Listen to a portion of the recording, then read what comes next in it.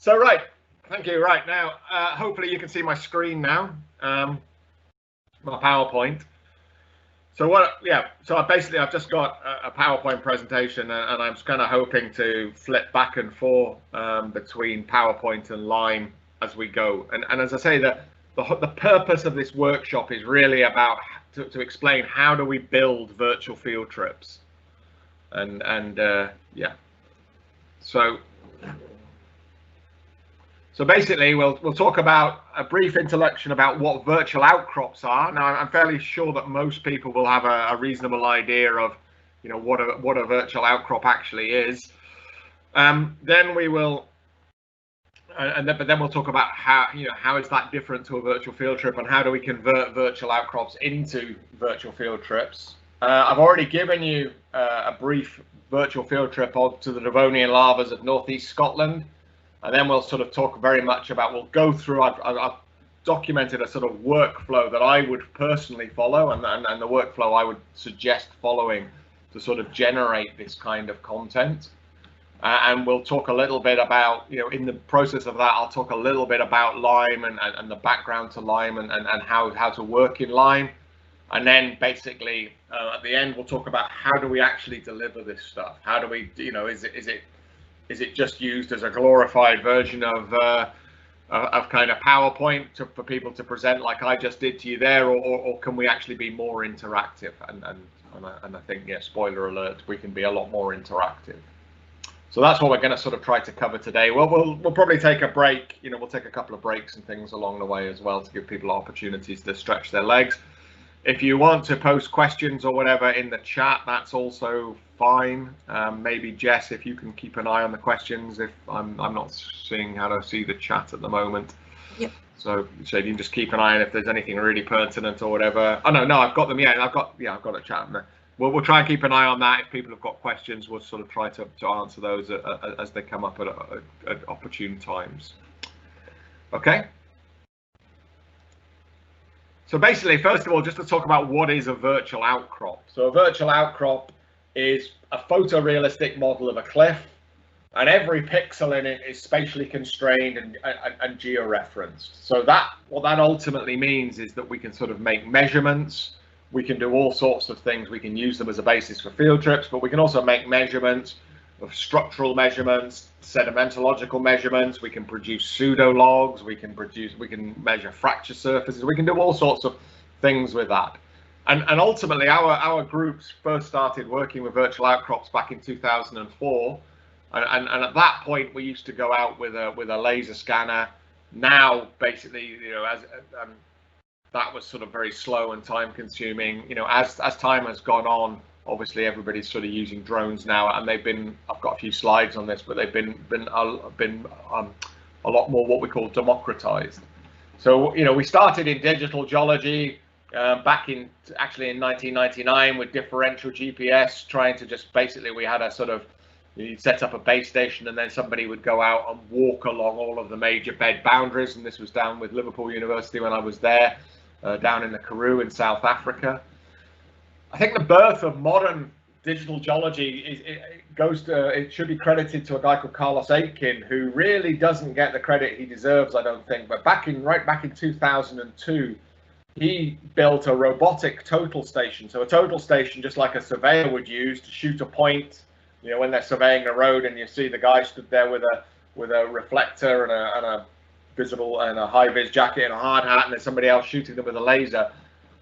Carlos and his team at UTD in Dallas, they basically automated that so that this laser thing would shoot every sort of 5 or 10 seconds, and it would shoot a grid of points across a cliff. And then they used an early form of photogrammetry to sort of drape the texture onto that. And for me, certainly, that was the first time I saw virtual outcrops, and I thought, oh, this is awesome. I want to do more of that. Then things started to sort of become more common. Back in about 2004, the first kind of terrestrial laser scanners started to be used in geology. A guy called Jerry Bellion in the Bureau of Economic Geology in the US, he was really one of the people who pushed this with Dave Jeanette. They got an architectural laser scanner and basically used it to start scanning cliffs. And the big jump here is that whereas Carlos's kind of laser scanner was shooting, you know, a few tens of points a minute, this was shooting 100,000 points a second. So the point density was way higher, and so the accuracy of the measurements and everything. Now the downside of these things is obviously that it costs about 150,000 pounds or dollars, depending on, you know, whatever currency you want to look in. And it was quite heavy. All the kit together weighed about 80 kilos, and you know, and it was expensive to ship around the world and all of that. And basically, you had to keep moving it, and it would scan. You know, the range on it was about 1 kilometer, so we tended to work within about 500 meters. And we would scan different bits of cliff, and then you have to move it and scan another bit of cliff, and move it and scan another bit of cliff. And there's always kind of limitations with that. So we tried mounting it. We teamed up with a group from Switzerland and mounted it into a helicopter using an inertial navigation system out of a cruise missile to sort of measure all of the pitch and roll and the movements of the helicopter, so that then, you know, we could just fly along the cliffs. But that was also incredibly expensive. And then in 2011, we got this thing, which was our first drone. And we sort of initially, we just wanted to take photographs to fill in the bits that we couldn't actually see from the cliff, from the ground looking upwards. But very quickly we realized as structure from motion started to, the structure from motion algorithms, which allow you to do photogrammetry really fast and really efficiently, as those started to become kind of more mainstream, we sort of realized that actually we don't need for a lot of our work, we don't need the laser scanner. We can do everything we want with the drone. This thing was horrible. It was quite expensive, and basically you had to took about an hour to put together. And then very soon, you know, not too long after that, these things appeared, cheap consumer drones. So now basically anybody who has $1,000 in their research budget can buy a drone with a 20 megapixel camera on it that is basically easy to fly. And all of a sudden, you know, we've gone from something that was really very specialist, as in one group in the world using it, to a few groups in the world using it, to now literally, you know, again, I work mainly in the sedimentological world, but I was at the AAPG conference about 2 years ago, and I walked to a massive conference. And I walked around. As I walked around the conference, there were 60 posters with outcrop data, and 57 of them had some kind of virtual outcrop. So at that point you realise that, you know, this is now mainstream, and that's where it becomes really exciting, because it's not a means to itself. It's actually just a tool in our arsenal of doing better field geology. And we call this the democratization of virtual outcrops. So basically now, with a relatively cheap consumer drone, you don't need a super expensive one. Virtual outcrops, or the principle of using virtual outcrops, is available to everyone. There are easy to use, easy to fly UAVs. A UAV is a drone, unmanned aerial vehicle. And basically what that means is that, you know, literally, you know, you can go out and with a few hours stood in a field where you're a long way away from people, you can learn to fly these things, and they're not foolproof at all, but they are relatively easy to learn to fly. And then ultimately the processing software, there's a bunch of different processing softwares. By far and away the most popular is a thing called Metashapes from a company called Agisoft. And literally, you know, if you go and fly an outcrop, and we've published documents on how to collect this data, and basically, you know, literally, if you can fly for 20 minutes, take 300 or 400 photographs, throw them in, and if you don't know what you're doing, you can literally just throw them into the software, and it will produce some kind of 3D model. Now, there's obviously sort of, you know, optimizations and things like that can be done. But ultimately, you know, literally anybody can use this. You just need the drone and the software.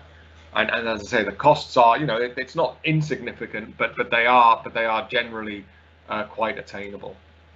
And there are standardized workflows for doing this. You could process the data. You don't need a particularly big computer now to sort of either process the data or visualize it. I've got quite a nice laptop, but I will generally process my models, at least have a quick first pass of process of my models out in the field, and they take a few hours. They run overnight.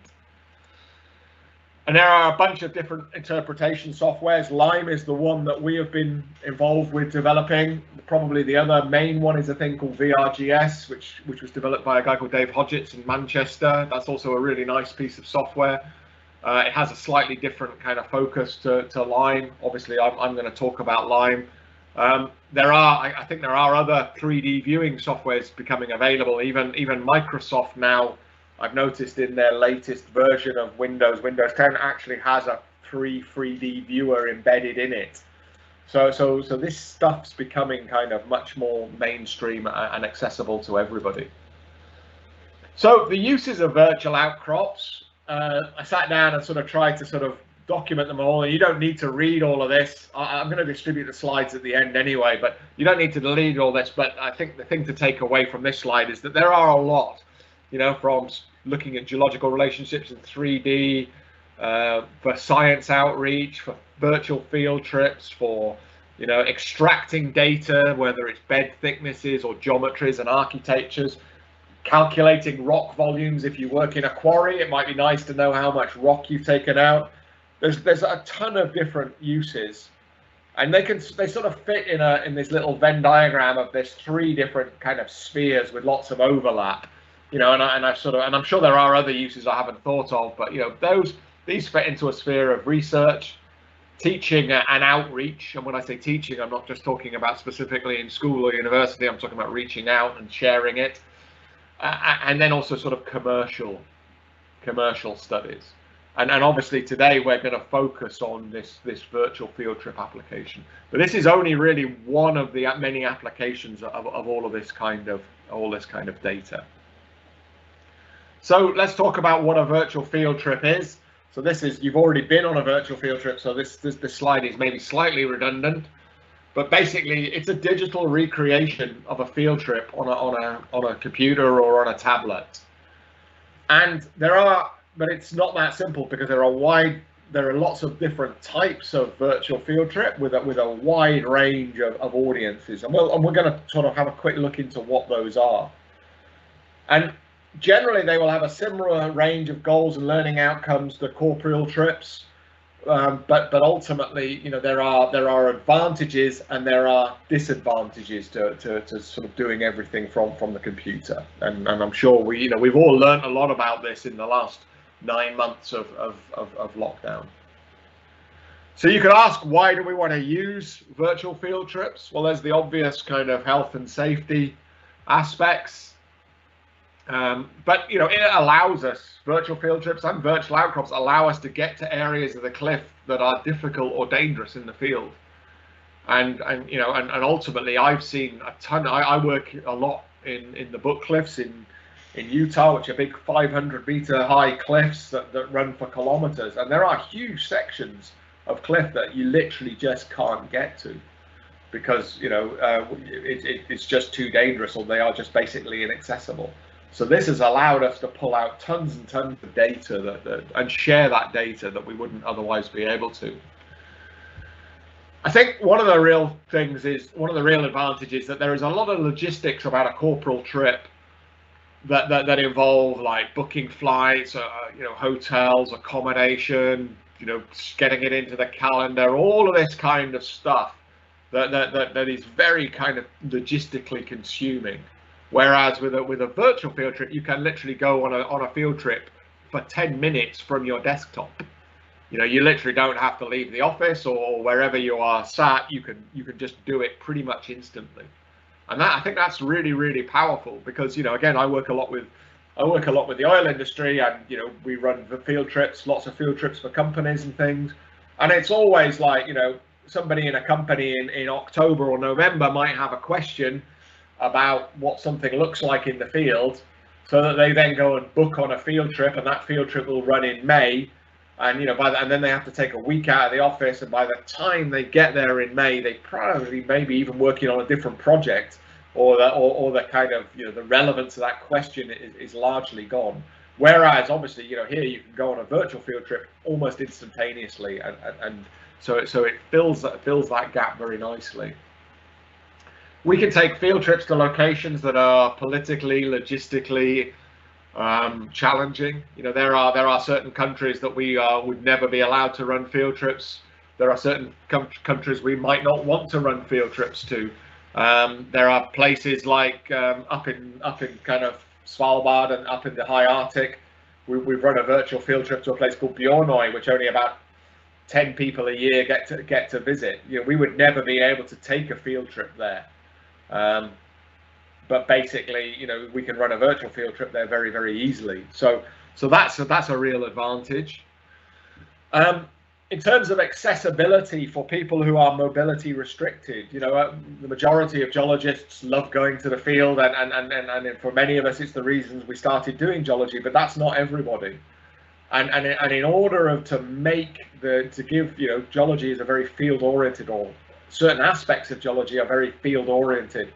So in order to make that accessible to people who, for various reasons, might not have the mobility or have mobility issues, you know, this is a fantastic way for them to experience at least some of the learning outcomes, or I'd say they will gain all of the learning outcomes that would be shared on a standard field trip. So that's a really important issue. We can't deny that virtual field trips are significantly cheaper than regular field trips. You know, we might not like to admit it, and we might not like our managers or our bosses or our university admin people to dwell too long on it, because of ultimately, you know, most of us like going to the field, but you know, it is significantly cheaper to develop a virtual field trip than it is to take a real world field trip. And also, you know, they don't have to be standalone. You know, obviously in the current climate with COVID and all that, then, you know, we're being forced to do everything virtually. But ultimately, you know, that doesn't have to be the case. We already use these quite extensively as a supplement to our existing corporeal trips.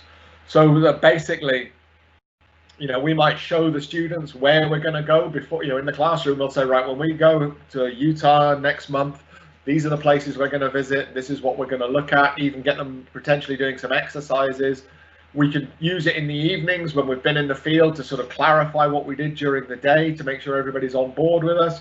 And we can use it, make it available when we come back, so that ultimately it becomes a fantastic record or a fantastic supplement to what they actually did when they were actually in the field looking at the real world rock. So I don't think, you know, we should be looking at these things as a replacement, and there is significant threat. Whenever I say to, especially pre-pandemic, when we would say to people we're working on developing virtual outcrops and virtual field trips, you get a panic rabbit in the headlights look in people's eyes like, you're not going to stop me going in the field, are you? I don't like you. And we would always try to explain that, you know, ultimately it's not about replacing field work or field trips. It's about sort of supplementing them and making them better and more efficient and things. And that's what we sort of try to stress. And yeah, they're making outcrops accessible to everyone. So a teacher perhaps working in a primary school or in a secondary school, you know, is never going to get the go ahead and the funding to take all their students to Utah, or to Greenland, or to Svalbard, or to South Africa. Whereas, you know, this kind of approach is actually making those rocks available to those people. So that's really, really valuable. And then obviously the last one is global pandemics. Who would have thought, you know, a year ago, most of us still hadn't even heard of COVID. So, you know, nobody would have thought that actually there would come a time when that was the only type of field trips that we would have to be able to run. But yeah, we've all become, you know, very kind of proficient at delivering these sorts of things. And I would guess that's the reason at least some of you have kind of signed up for this now, and that's good. So yeah, so there might come a time when we're not allowed to travel for a variety of reasons. So what I'm just going to take you now is this is how we build a virtual field trip. And obviously there are lots of different types of trip and lots of different ways of building the trip. But I'm just going to sort of, guide you through what we do. And and you can sort of take that, modify it. One of the things is this, Jess has asked me to sort of say to you, if you're having any problems connecting, if you're having problems following this or whatever, we are recording it and we will make it available afterwards. And also all of the slides that I'm going to sort of present as we go here, we'll make those available as well. We'll sort of stick them on the Google Drive that Jess set up, so you'll have access to all this sort of information afterwards as well. Okay, so this is how we build a virtual field trip. Yeah, this is how we build a virtual field trip. And the first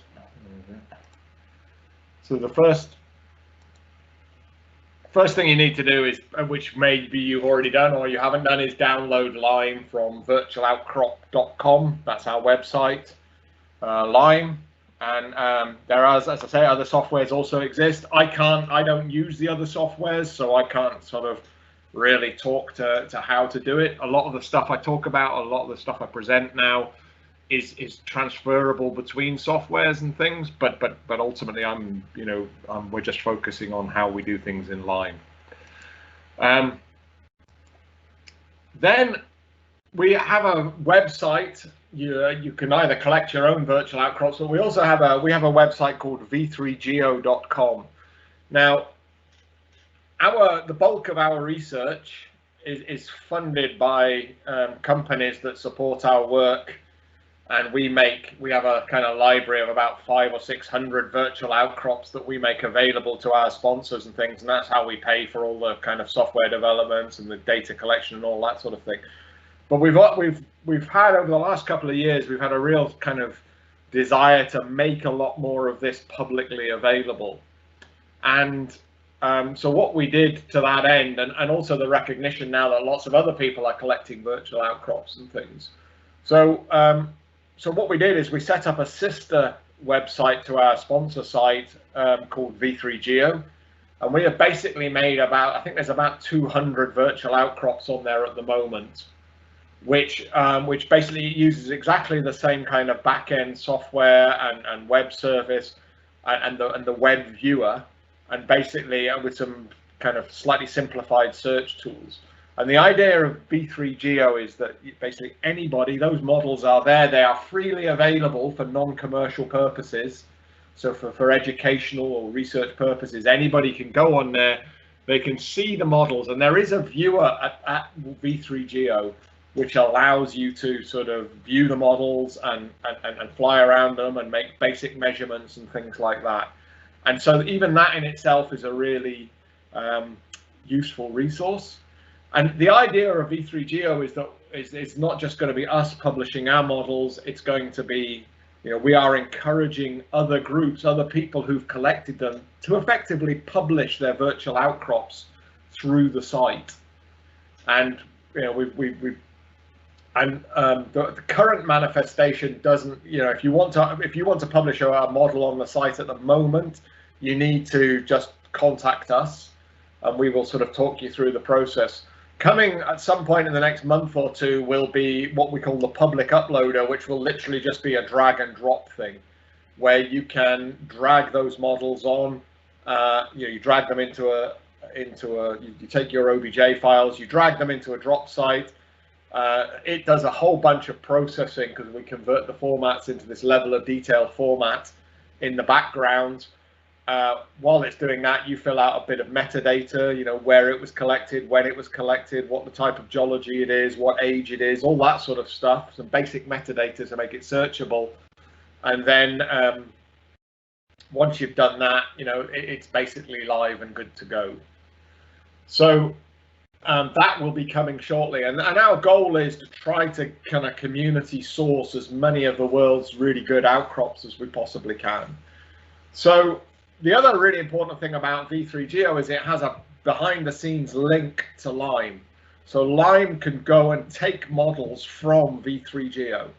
And this is really important because if you want to build a virtual field trip and distribute it to a bunch of students and it has 10 virtual outcrops in it, that's probably going to be about 5 or 6 gigabytes of data, which is not trivial to sort of pass around and things.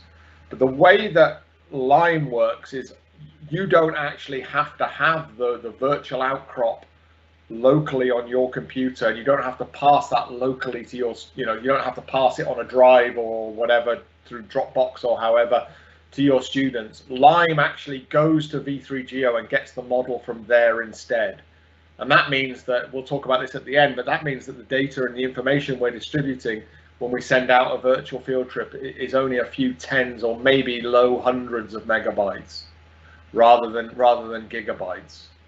So that's the real value of V3Geo. I will say there isn't a huge amount of igneous stuff. As I keep saying, I'm a sedimentologist who dabbles in structural geology and occasionally does a little bit of stuff with volcanics and things. But so there isn't a huge amount of igneous stuff on there. But I mean, that's kind of down to you guys. If you're collecting data, collecting virtual outcrops, obviously you want to do your analysis on them and everything. But once you've finished doing your analysis and it's just sitting there, and you feel like you want to share it with a wider community, then we would actively encourage you to sort of upload it to V3Geo. So if you've got stuff you want to share, then contact us. We're also looking into ways of making these publications, and I think hopefully by the middle of this year, every model that gets uploaded will get a DOI. And just to be absolutely clear, the people who load up those models retain the full rights to those models going forward. So we're not taking your data off you. We're just providing you with a platform to share your data with a wider community. Anyway, that's V3Geo. So go there and have a look to see what's available. There's some quite nice stuff from Namibia. Jessie's going to use it for her sky and mole stuff. So there is quite, there are some igneous stuff on there, but it's vastly outweighed by the amount of sedimentology stuff. Decide on the type of field trip. We'll talk about that more in a bit, and then compile the data you want to include. So it's not just, as you've seen from the demonstration I gave you this morning, it's not just about virtual outcrops. It's about logs and graphs and maybe thin sections and hand specimen and all sorts of other stuff. So you want to sort of, so you actually, before you really start building it, the process starts with just getting all that in order and getting all that into one place. And then you create a storyboard, which is basically a plan, and it's a little bit like when you make a movie or whatever. You basically plan, I want to go here, here, here, and here, and how everything relates and everything like that. That's a really good exercise to go through. And I found this is particularly important if I'm helping people who have not built virtual field trips or who don't know the software. If I sit down with somebody and they say, right, we're gonna, I'm gonna help them build a virtual field trip to wherever, then the first thing I will do is sit down with them just in PowerPoint and stick boxes and arrows. You can do it on a scrap of paper if you want. Just create that storyboard. And then you build your virtual field trip, which is going to be a lot of what we're going to actually talk about the mechanics of this morning, and you deploy it. And as I said at the end, I'll talk about how do we how do we deploy them? How do we deploy that? So that's just that workflow there. I've just noticed a couple of questions popped up. Which I'll stop and answer. Can we use the models in publications if they are not your model? So I'm not quite sure what you mean by that, Tara, but the idea will be if it gets a DOI, then yeah, absolutely. If it's published, if it's on V3Geo, as long as you reference it, and as I say, hopefully we'll get a DOI for it. But there are other ways of referencing it anyway. That's exactly the idea that they will get answered there. There was a question from Alistair Ruffle that disappeared. What was that? Oh, so Adam. Alistair Ruffle and I will be drone mapping some nice exposures of the Antrim lavas. That would be fantastic. Yeah, that's exactly the kind of thing we want, Adam. So we'd really appreciate that. So, no rush. If you want some help with the acquisition, or at least, some to share. So if you want us to share some of our learnings on acquisition, if you don't have a lot of experience with that, then just drop me an email. and I can send you a few documents. If you're happy with what you're doing, then yeah, just get in touch once you've got the models and you're ready to share them. Thank you. So going back, this is our workflow. So, you know, outline the purpose of the trip. What are the learning outcomes? This sounds really obvious. It's what we do if we put together a corporeal trip, but ultimately, you know, we need to decide what we want the students to take away from it, and actually starting out by writing that down, what do we want them to learn, is a really valuable exercise. Then decide on the type of trip, storyboard, compile the data, then build it in line, distribute it and run, and then collect some feedback. So this workflow here, which is what I just described on the previous slide, is now going to kind of form the basis for the rest of this presentation. So we're basically going to sort of we're going to work our way down through this workflow. So yeah.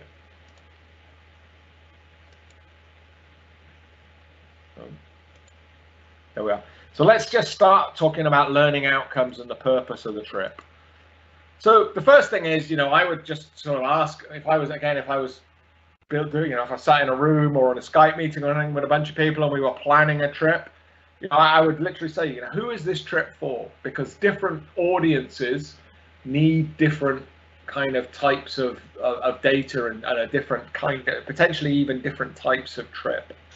So, you know, first year students who have never seen a rock in the field, you know, they need a very different type of trip to a bunch of master's students who you know are really good in the who are potentially really good in the field already at making basic observations, but you know that you want them to learn something very specific. So who is it for? So, you know, the trip you just went on was largely put together for third year undergraduate students. That would be a typical answer. You know, what are the desired learning outcomes? So again, the trip that we went on, we want to observe sediment lava interactions in the field. Maybe we want to compare the geometries of the lava flows with the different lava chemistries, so that they learn how lava chemistry and temperature and things sort of control flows. You know, those would be kind of, and there might be a list of a lot more of those. This is just a sort of typical example. Now, real time or self-led, that's something that we're going to talk about a little bit more in subsequent slides, but it ultimately means that, do we want to sort of say to the students, right, we're going to the field at 8 o'clock, we start at 8 o'clock in the morning, and basically lead them through the trip? Or do we just want to deploy it and say to them, right, okay, it's live, it's on the university or the company website. You guys have, you know, at some point in the next 2 weeks, there's 5 days of work you need to do. Just do it in your own time. And how we design it will very much depend on the answer to that question. So, you know, we prefer there is no right answer either, especially during a pandemic. What we've found is, especially with our undergraduate students, is a lot of them have, you know, are in difficult situations. Some of them are spread all around the world. Some of them are in difficult situations at home where they don't always have access to the computer at specific times. Some of them have got caring responsibilities. All these kind of things we want to sort of try to accommodate. So that would lead you to run a trip that was not in real time, where where you let them just fit it in. Other times, especially with companies and things, you just say, right, this trip runs, you know, Monday, we're going to start at 8 o'clock, and it runs in real time. So, you know, in this case, I've just in this example of scoping the purpose of the trip, I've said, oh, we're going to run it in real time. You know, is this a trip that you've run as a corporeal trip? You know, by corporeal, I mean what some people would call real world, you know, a physical trip. And I don't like those terms, so I kind of dug around and I found this word corporeal, which is kind of the opposite to virtual. So, you know, is this a trip that's actually run in the real world, or is it something we're totally creating from new? And in this time of pandemic, a lot of us are very much, you know, like, okay, we've got to turn the third year mole trip into a virtual trip or whatever it is. So the majority of what we're doing is taking existing trips where we already know kind of how we want to run it. Although maybe there are some opportunities of running it virtually, but we already have a kind of basic idea what the learning outcomes are, who the target audience is, and things like that. It's just kind of taking it online versus, like, you know, and this is where a lot of real opportunity comes. If we're just setting up a totally new trip, then you know, all of a sudden we are no longer constrained by geography or maybe even by topic or whatever. We can put together new field trips that are almost unconceivable, and I'll come back and talk a little bit about that. So, you know, here we have, this is based on a previous trip, but you know, there's some additional stops that we weren't previously able to sort of put in. So that's just scoping it. Deciding on the type of trip, and this kind of follows on from what I was just sort of discussing here. Now, yesterday I kind of sat in on a session from the TSG from the University of Leeds, and they've put together this virtual landscapes project. They've basically used Unity, which is a kind of gaming engine, like you get in, I don't know, World of Warcraft or whatever. I don't really play games, but you know, they've used a gaming engine to recreate quite accurately, right down to sheep and aircraft flying overhead, recreate, you know, a chunk of Anglesey, Roscommon, which they then deploy for their sort of students, and I think it's basically publicly available. I know Imperial are busy. There are people at Imperial who are busy building a kind of virtual Northwest Highlands kind of environment as well, in much the same way. And this is one, if you like, to me, this is one end member, because these trips then are kind of largely self-guided and standalone, and they are probably the closest thing in certain respects to a real field trip. I noticed on the Leeds one, you know, we spent quite a lot of time going from one locality to the other by just holding down the kind of key. There was no teleportation, or there was no regional overview or anything like that, other than what was in the field guide which they gave you alongside the trip. So this is kind of probably the most like a sort of standard trip. And I guess, you know, these virtual worlds at the moment, you can see, you might look at that, and they've embedded virtual outcrops and things into this virtual world. So that's one way of doing it. You might have guided but standalone. So you can do guided. So this is against, yeah, I'll come back to guided but standalone. And then, because the other end of the spectrum is the real-time tutor-led.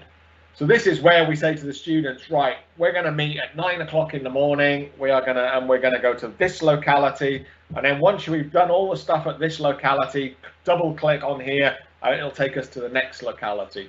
And literally, and then the tutor, and we give the students exercises. Everything should be problem-based learning, but we give the students exercises to do. But ultimately, you know, we take them there. We get them to you know, we introduce what we're going to do in real time with a tutor and the demonstrators there, and then we send them off into breakout rooms for half an hour. The tutor, we sort of do a little tour around each breakout room and chat to them, see how they're getting on, and then we get them all back together. Maybe make one group present, or maybe just, you know, summarize it. So it has that real time component of standard, of conventional field trips. And then guided but sort of standalone is much more where, you know, where there is no tutor present, but there is a very prescribed path through the kind of 3D space. So, you know, you work your way down a menu, you double click, and it says, right, this is stop one, and this is what you have to do. And then the student does that on their own, and then when they finish that, they double click on stop two. So that's that kind of, so it's guided. You're not just left to wander around, you know, unguided, if you like, in that sort of virtual world. And there is no right answer to what is the correct type of trip, but you do need to decide up front what type of trip you want. So certainly, you know, this thing from Leeds is I think is quite focused at undergraduates. You want them to become familiar. You want to do the best thing you can to emulate the feeling of being out in the field and trudging across a peat moor for a few minutes and all that sort of stuff.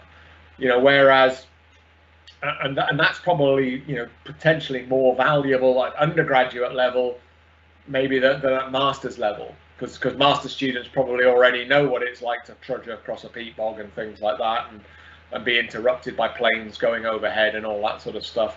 You know, maybe at that point you need to sort of really be more focusing on the content and things. But so there is no right answer as to what's good or bad or anything like that. I think it really just depends, but you do need to make that decision as to what type of trip you're going to have. The other question about the type of trip is it area or topic led? So this is one of the places I work a lot. This is the Book Cliffs of eastern Utah. It's kind of basically for sedimentologists, or certainly for clastic sedimentologists, this is heaven. And there's a sort of escarpment here. It's about 100 kilometers by 100 kilometers, and we literally, I think I probably led somewhere in the region of over 100 field trips to this area over the last sort of 25-30 years. And we take people to a sort of bunch of places along this sort of cliff line. As I say, that's 100 kilometers there.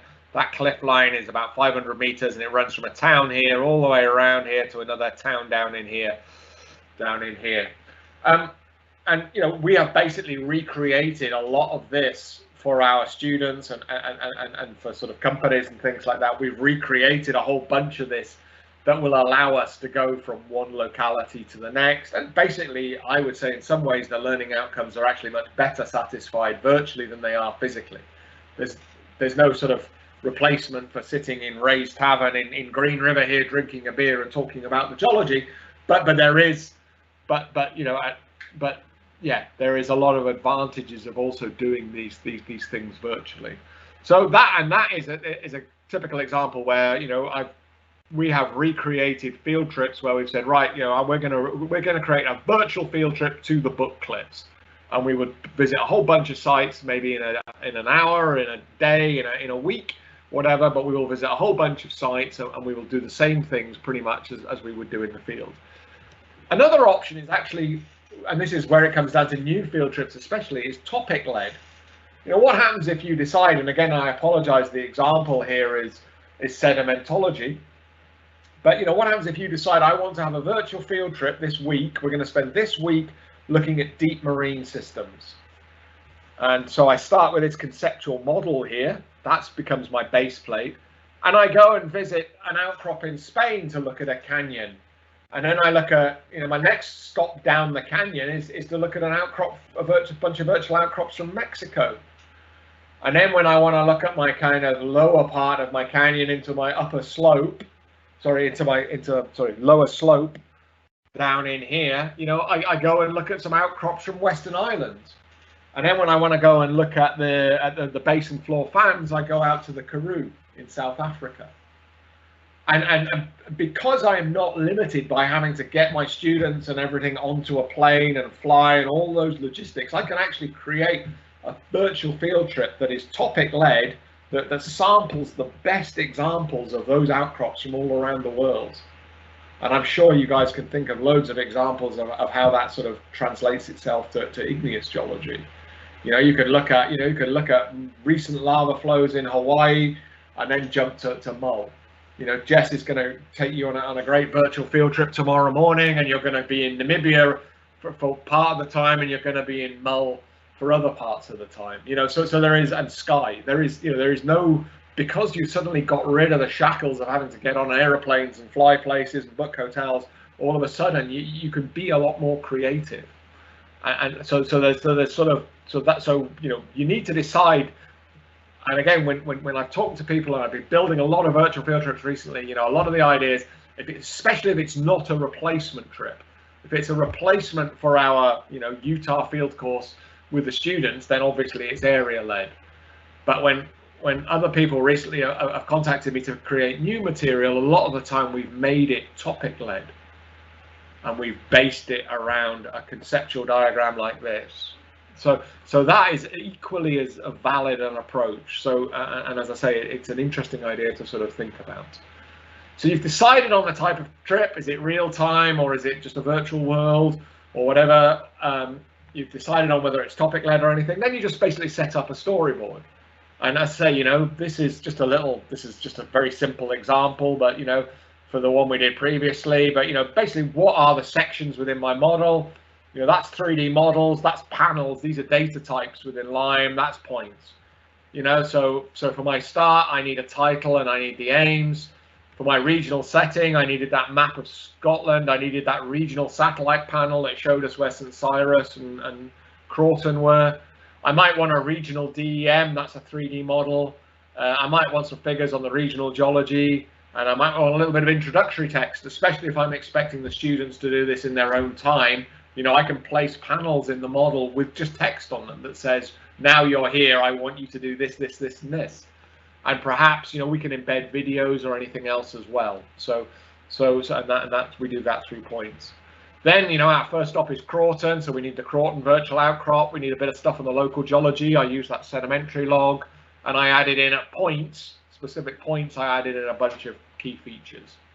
And then same thing with St. Cyrus. You know, we had 3 SEDI logs there, and that 360 pano, you know, that 360 photograph which came from Google.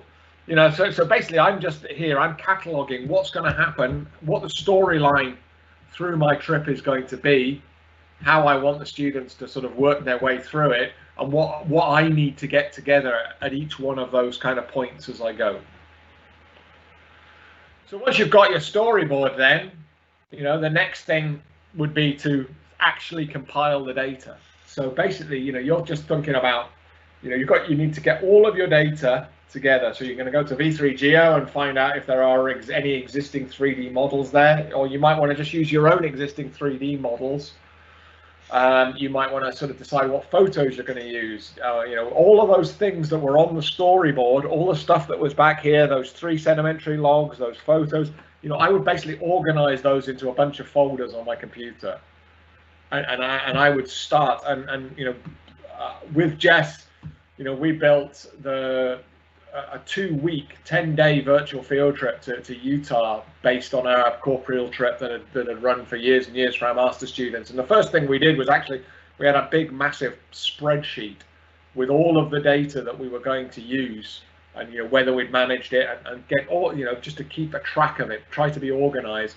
So a big spreadsheet saying, you know, where the models were on V3Geo, you know, what photos, what, you know, lists of photos, lists of logs, did we have an exercise for that area, and all those kind of things, so we could see where the gaps were. And sometimes, you know, if we don't have models on V3Geo and stuff, we make do with Google Earth. Google Earth's really, really powerful. So we're sort of integrating a lot of that, but basically the compiling the data probably takes more time than actually building the model.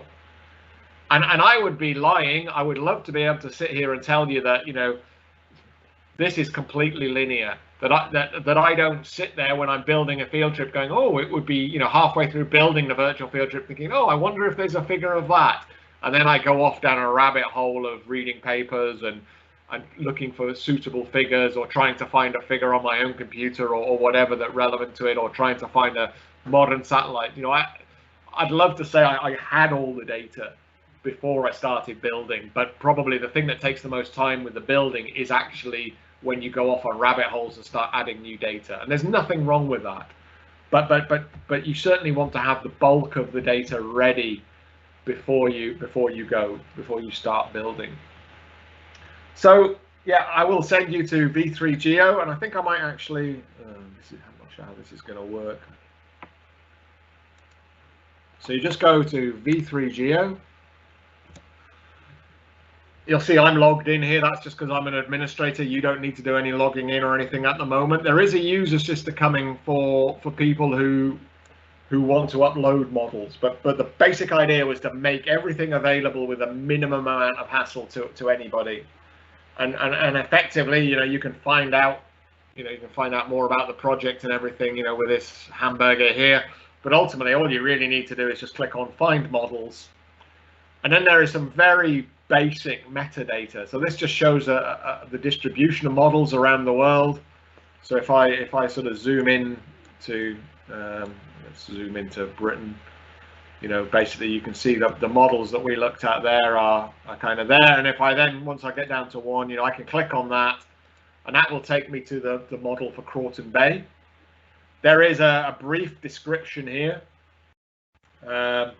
With a little screen grab. There's a little bit of metadata in here, and then if I click on that, it basically launches a viewer, and then within that viewer I can sort of fly around the model, and I can sort of I can do it. And the idea here is that, apart from you can use this directly in your teaching, I know Imperial and a bunch of other places have used these, just use V3Geo as part of their teaching. They just send their students to V3Geo. The trouble is in here you can't augment it with any additional information or any of that kind of stuff, or lay things onto it or put extra stuff in there. But you can, you can absolutely use it for teaching. You can fly around here, but for the purpose of this, the main thing of the viewer is really to allow you to, is very much to allow you to sort of see whether the model contains the information, whether it's good enough for what you want, or whether it has information for what what you need in your virtual field trip. You can also search, as I said, there's not a huge amount of igneous material in here, but if you, that just filters everything just down to extrusive igneous rocks. And again, and then that obviously updates the map, and you can see some of those are in Namibia, some of them are in the UK, and some of them are, interestingly, I didn't even know we had any igneous rocks in southern Spain in the database, but there you go. Okay, so there are some, down there. I can filter by age if I want Cretaceous ones, then I'll just have the ones in Namibia. I can filter by some subcategories. Again, we didn't in our other site that does all the thing. We have really kind of extensive data structures for filtering and things. And what we decided here was to try to keep it simple. So some people might get upset or whatever about some of the classification, but literally, igneous rocks are either extrusive or intrusive, and then if they're intrusive, they're either dikes, sills, or they are. I think there is potential for having laccoliths and things in there, but I think they're just dikes and sills. And if they're lava flows, then you can see lava flows or pyroclastic flows. But again, the idea is it should help you to find what you need or what you want to find by sort of working on here. And as I say, you're free to use these. Just use the viewer, and if you want to sort of put that into your lectures or into your sort of practical exercises and things like that. But but the idea, the main, what I'm focusing on here is using this just to find the data that you that is appropriate for you. John, there's one question. Yes. It's asking about Sketchfab and Virtual Microscope, if you can link them. Okay, so yes, the short answer is yes. You can. So you can't. So with Sketchfab, obviously there's I'm sure some of you who, if you work with 3D models, you will be familiar with Sketchfab. It's a kind of global sharing platform which has millions of 3D models. A large proportion of them are kind of warrior princesses and tanks and goblins and all sorts of other stuff, but there's lots of stuff in there. And there have been efforts by the most notable one is E-Rock by Claire Bond and so on, and to kind of link, to put a front end in front of Sketchfab to sort of allow people to search for geology and everything like that. And I definitely, if you're building a virtual field trip, I would suggest going and having a look. Now, what you can't do with what you can do with Sketchfab is you can embed a link. So you can have a pop-up window in Lime, like that 3D 360 photograph I showed you, which has a Sketchfab model in it. Now but you can't sort of integrate it with the terrain and everything unless the person who loaded it up to Sketchfab has made it possible for you to download. So some Sketchfab models are downloadable, and if the person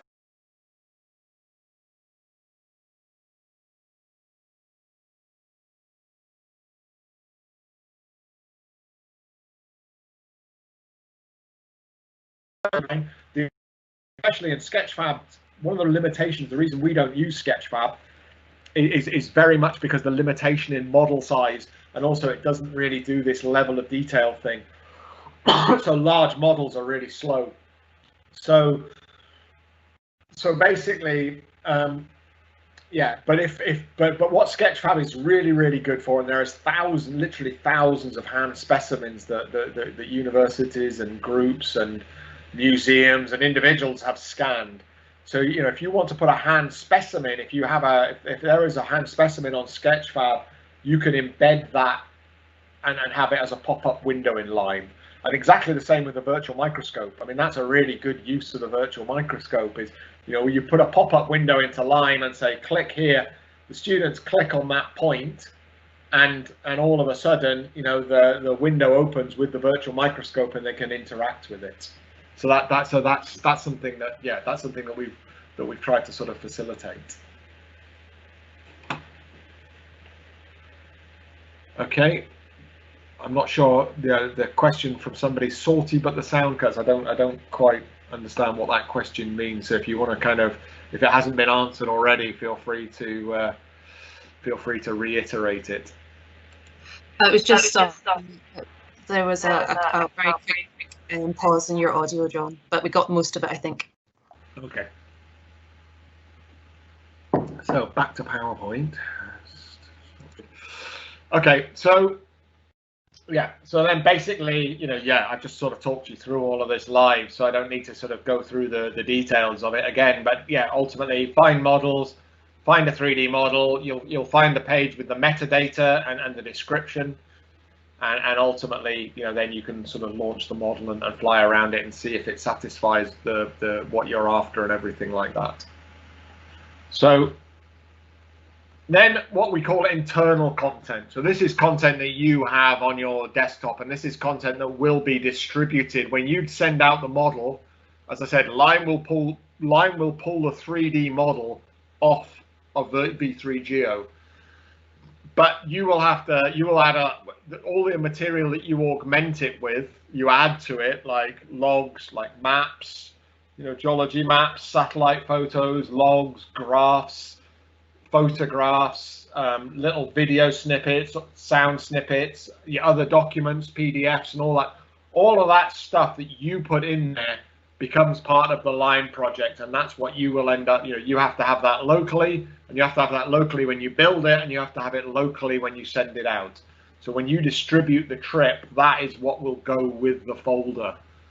And as I say, for you know, we were finding in Utah for a full day of virtual field trips, with exercises and everything else, that probably about 100 or 200 megabytes, especially if we had video clips in there.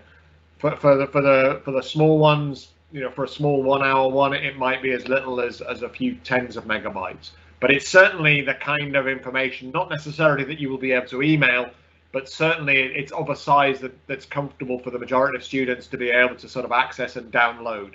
And we would encourage them that they you know, we're going to say tomorrow's material is here, download it, and they download it and click it to run. So that's what we call the internal content. So we're still talking about getting all your stuff together, getting everything together to run this. So the first thing is to find your 3D models. The second thing is your internal content, and then the final thing is basically your external content. But the key thing is, you know, we can have multiple scales of observation. So this is a DEM model of a part of the book cliffs. There are huge, big kind of correlation panels in there. That's about 50 kilometers section, half of the book cliffs. There are obviously these massive, big correlation panels. There's some sort of other sort of smaller scale data down in there at that locality down in there. There's actually a log in there, a well log that was taken behind the cliffs and so on. Big DEM, and then there are about 5 virtual outcrop models nested in there. So we can work at a bunch of different scales, and goes back to what we were saying about Sketchfab. We can go all the way down to the hand specimen. So, you know, it's quite common now to build virtual, well, it's not quite a virtual outcrop, but 3D models of hand specimens. This is a 3D model of a sandstone that comes from the book cliffs, and we've even gone down as far as to use the camera in our new fancy all singing, all dancing SEM, which allows you to look at multiple different angles. We've gone as far as using that camera, you know, almost to emulate the drone, and built photogrammetric models of an SEM stub. So you can literally go from the kind of basin or even continent scale all the way down to the kind of micron scale in here. So that's really kind of very, very powerful, multiple scales. And this is when you're getting, this is all what we would call internal data. External content is where we go, and you know, GigaPan is an amazing resource. There's tons of geology in GigaPan, and GigaPan is a company that I'm not sure if they're still going now, but their website is still live. That basically you have a robotic arm that takes thousands and thousands of, or hundreds of photographs, and then they stitch them all together. So again, this is a section that's about 4 kilometers long. I can zoom into this photo on GigaPan. It's stitched all these photos together, and seamlessly I can see individual blades of grass on this cliff section in here. So ultimately, you can embed those into your models, and then we can sort of we can embed. We've done a lot of work with Google Earth and Google Street View, and maybe Google Street View has, you know, you can get a really nice impression for the outcrops. Obviously, Google have driven their cars all around the world, these 360 cameras on top. So, you know, there's often material, quite good quality material if the outcrops are next to the road that we can get from Street View. And then, in addition to that, Street View have also added these 360 things, which are away from the road, where people have added in 360 photographs. You saw me use one of those in the virtual outcrop. And then basically you can also embed videos, and you can embed videos that come from YouTube or Vimeo. And what we often do is actually upload the videos we want the students, rather than having to distribute as internal content. You can actually upload it to Vimeo and just link in a link. So basically you can add all of this sort of what we call external content. So it's good to just, again, sit there with that spreadsheet, and sort of put together exactly what all the stuff that you're going to sort of pull together.